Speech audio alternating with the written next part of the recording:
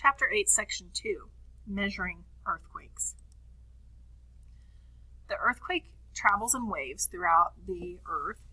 There are two main types of what we call seismic waves. A seismic wave is just the wave that travels through the Earth. There are body waves and there are surface waves. The two types of body waves are P waves and S waves. A P wave is a longitudinal wave, and an S wave is a transverse wave. You may remember learning about these in middle school. We will demonstrate these in class. We'll go out in the hallway with the big long spring, and I will show you the differences between the P and the S. Essentially, the best way to remember it, a P wave is going to be a push-pull, and an S wave makes an S shape. Okay. Surface waves are seismic waves that travel along the Earth's outer layer, and we'll discuss those here in a minute. So those body waves are identified as either P or S. The P waves are push-pull or compressional waves. So they're pushing and compressing. So we can see here in this diagram, there's the compression portion.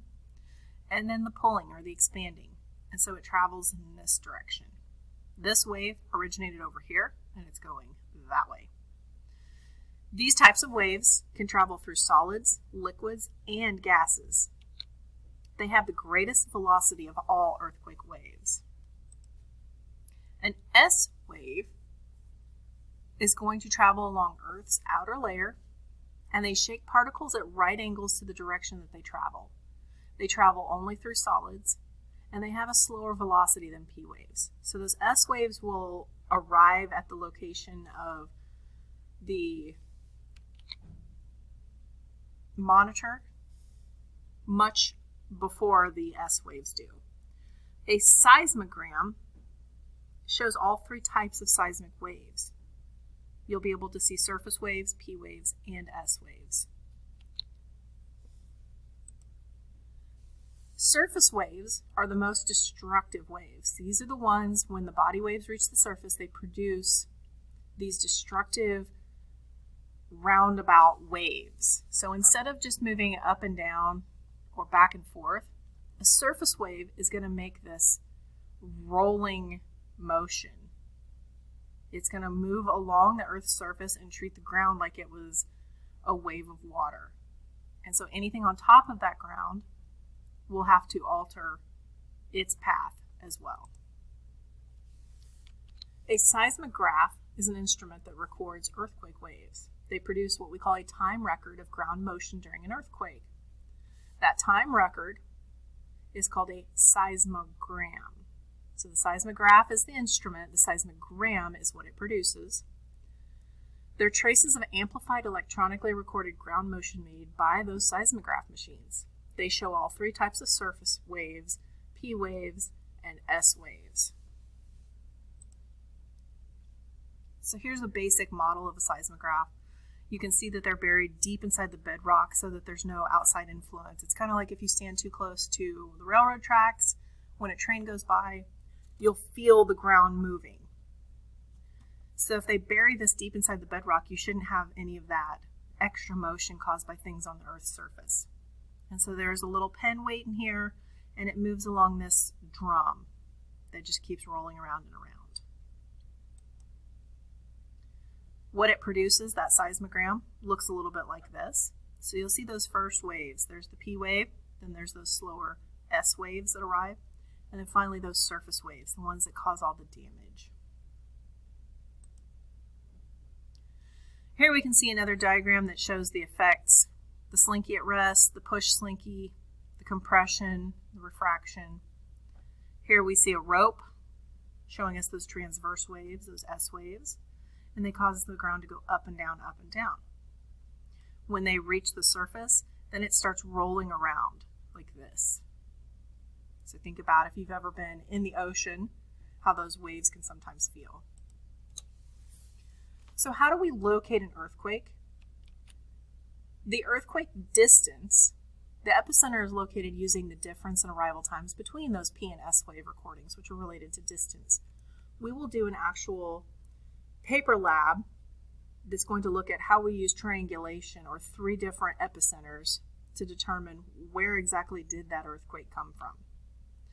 The earthquake direction, time travel graphs from 3 or more seismographs can be used to find the exact location. And then earthquake zones give us a good idea. About 95% of the major earthquakes occur in a few narrow zones, so we know if there's an earthquake, probably where it came from. So here is that time travel graph that we generated. You can see that P wave and the S waves, and we can determine how far away it was. So if this was in Montreal, and then this monitor is in Sao Paulo, and this one's in Paris, we use that triangulation, which is some geometry. We're going to use a compass, and we're going to draw a circle with the diameter, and where they intersect, or they make that triangulation, that's where we're going to locate that epicenter. Now that doesn't necessarily mean that's how deep it was, but that's the point on the map, and that's the epicenter. The focus takes in a little bit more scientific data than what we have here.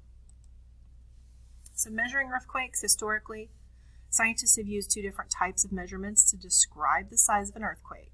They talk about the intensity and the magnitude. The Richter scale and the moment magnitude scale both measure earthquake magnitude. Now we use the modified Mercalli scale, which is based on the earthquake intensity. So it's much like when we learn about tornadoes, we'll talk about the Fujita scale and then the enhanced Fujita scale. Those are going to take into effect how much damage was done, because an earthquake in the middle of, say, Australia, where there's no buildings and no people, is going to have a different magnitude. It's going to have a different intensity in its relationship to people than one, say, in the middle of San Francisco. The Richter scale is based on the amplitude of the largest seismic wave. Each unit of a Richter magnitude equates to roughly a 32-fold energy increase. It doesn't estimate the size of very large earthquakes, but the moment magnitude scale, which is derived from the amount of displacement that occurs along that fault zone, measures those very large earthquakes. The moment magnitude scale is the one that's most widely used by scientists today. It's the only scale that estimates the energy that was actually released by earthquakes. Here we can see the moment magnitude scales. If it's anywhere up to about a 4, you're probably not going to feel it. If it's a 4 or above, you can definitely feel it. So those of the magnitudes that are less than 2, generally not felt but can be recorded, there's up to 600,000 of those that happen a year, but we don't feel those. Here's some notable earthquakes. You can see that the ones with the stars are ones that occurred in the United States. You can see there was one in 1971 in San Fernando, California, exceeding $1 billion. And then in 1994, one in Northridge that exceeded $40 billion. So we have different ways to report how intense the earthquakes were, but most importantly, we have to report how much energy was released. So that's why we use that moment magnitude scale.